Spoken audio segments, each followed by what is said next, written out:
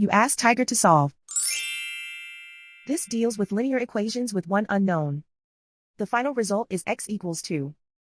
Let's solve it step by step. Simplify the expression. Expand the parentheses.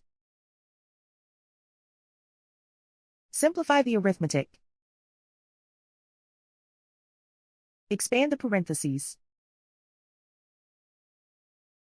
Simplify the arithmetic.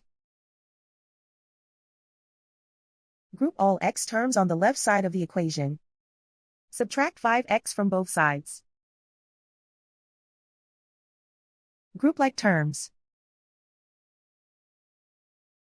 Simplify the arithmetic. Group like terms. Simplify the arithmetic. Group all constants on the right side of the equation. Add 14 to both sides.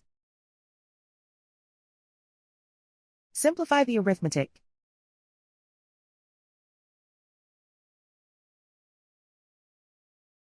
Isolate the x. Divide both sides by -3. Cancel out the negatives. Simplify the fraction. Cancel out the negatives. Find the greatest common factor of the numerator and denominator. Factor out and cancel the greatest common factor. And so the final result is x equals 2.